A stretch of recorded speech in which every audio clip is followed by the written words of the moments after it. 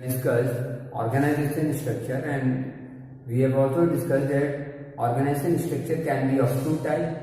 One is functional structure, and other is divisional. It can be of two types. One is functional and other is divisional. This functional structure we have discussed in the previous video, that whenever the organization is divided on the basis, or you can say organization various departments are such that they are divided on the basis of various functions. For example, production, purchases, finance, HR. These are the various functions, and if departments in an organization are created on the basis of function, then it is known as functional structure. Now come to divisional structure, which we have to discuss in this video. Here in the divisional structure, when the organization is divided on the basis of various products which it manufactures. Also this is suitable actually when an organization manufactures more than one product. Means there are diversified products are there. Various number of products are being produced.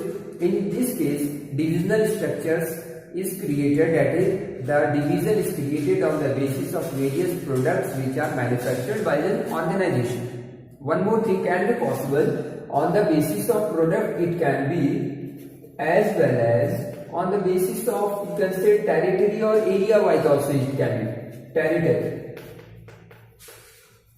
On the basis of territory also it can be, it is possible. For example, since India is a large country, then their organization structure can be divided on the basis of various eastern division, northern division, southern division, again central division. It can be various divisions can be there on the basis of territory wise also it can be formed. But this is only in case when the organization is very large, as well as organization produces more than one product, or when the area to be covered is very large.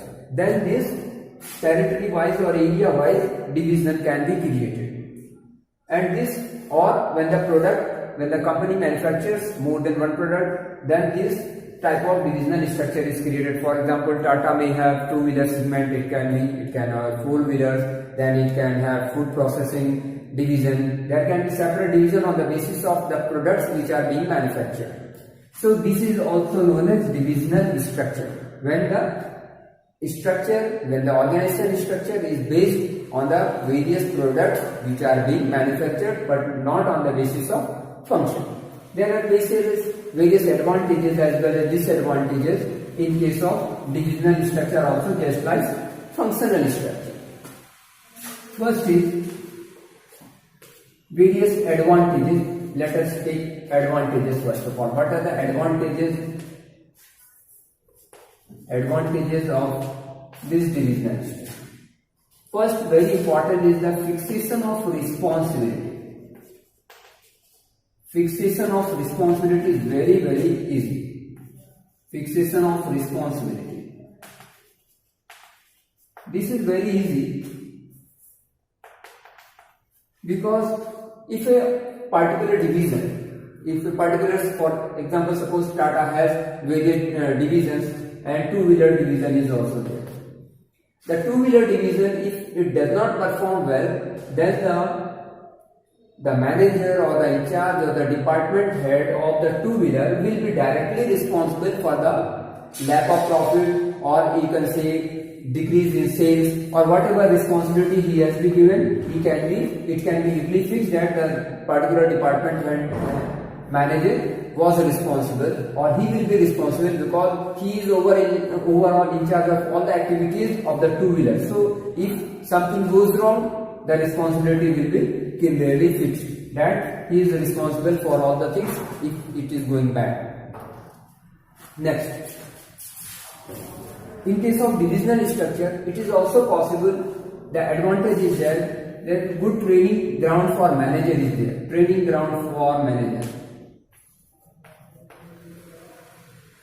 Training ground for, you can say, especially senior manager.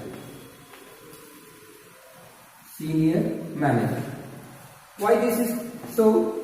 Because in a divisional structure, In a divisional structure, a particular departmental head will be responsible for all the activities which is taking place in his department, for all the activities. Because generally what happens in case of divisional structure also, when the organization produces variety of product, then in this case when divisional structure is created on the basis of division is created on the basis of product, within the particular product there can be various functions will be there, and functional heads can also be possible. It can be possible that within the divisional structure functional structure may exist. Within the divisional structure also, if organization is very large, then this functional structure will exist in a divisional structure also. For example, just now I told you that two-wheeler segment of Tata is there. So within the two-wheeler segment, there can be further division on the basis of function. That is, production function will be there, HR will be there, finance will be there, then sales and marketing will be there, various functional head will be there. In case of division also, below the division there will be separate functional heads can be there. So if a divisional head is there, he will be managing or looking after the activities of various other functional manager also within the department.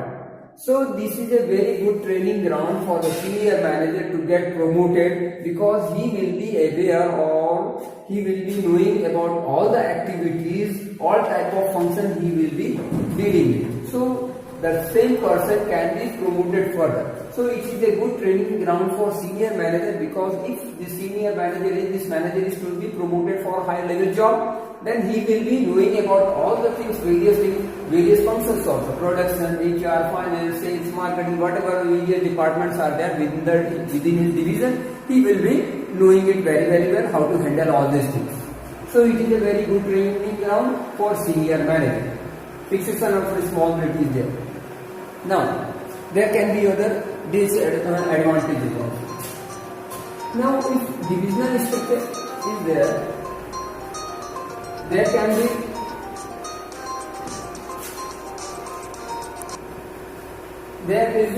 flexibility in the organization. Flexibility in the sense you can say,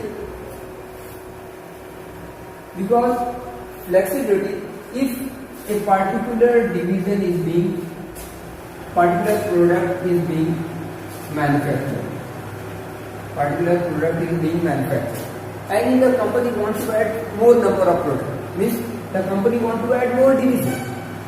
If the company wants to add more division, so new division can be easily created on the basis of product, because this product, this two-wheeler, suppose this is the two-wheeler, this two-wheeler segment will remain unaffected at all. It will not be affected by the addition of some other department. Suppose earlier Tata was producing two-wheeler, now it has decided to enter in the four-wheeler segment also.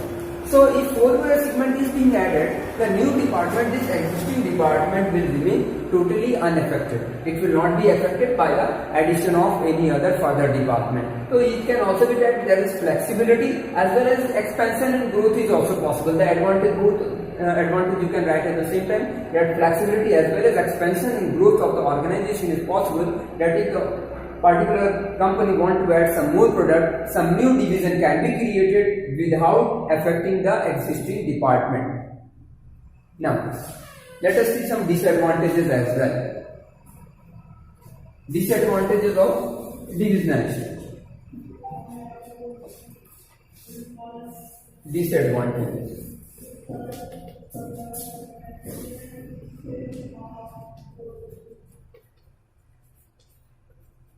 Disadvantages of divisional structure. First of all, first disadvantage of a divisional structure you can say is that there is it costly? First of all, you can say it is costly. Costly in the sense that just now I told you that within the division, within this two-wheeler, suppose I just now I told you within this two-wheeler segment there can be various functional heads will be there. If the department is, if the division is very large, then within the divisional structure there will be functional structure will be there. Various functional head will be there. HR within the two-wheeler there will be production department will be there. HR will be there, finance will be there, sales and marketing will be there. So various functional heads will be there. So it is costly that there are for every product or every division, there will be separate function of production, there will be separate production manager, finance manager, HR for all the division. For the two-wheeler, for the four-wheeler, for the food segment, for every segment there will be. So the same activities, same function will be performed in each and every department. So it will result in cost, higher cost. It will result in higher cost. So we can say that in case of divisional structure, the disadvantage is it is costly in nature. Now let us see the second one. There is conflict of interest. Conflict of interest, you can say. Conflict of interest will be there because you can say that since more than one division is doing, more than one product is being manufactured, so one department or one division may affect the working of the other department. You can say the other division at the expense of other division. Means overall objective of the organization. Overall objective of the organization may get hampered. Overall objective of the organization will get hampered because one division may work against the interest of the other department. One division may work against the division of the other department. So overall objective of the organization get hampered. Means every department, since it focuses on its own achievement of own objective, so it may also happen that in order to achieve its own objective, it may affect the objective of other divisions. And if it affects the objective of other divisions, so indirectly it is affecting the objective of overall organization also. Means overall objective of the organization will not be achieved if separate departments or separate divisions are not working in coordination. And generally it happen also that all the divisions within all the divisions on the basis of divisional structure, when divisional structure is there, all the divisions may not act in a coordinated fashion. They may work against the interest of the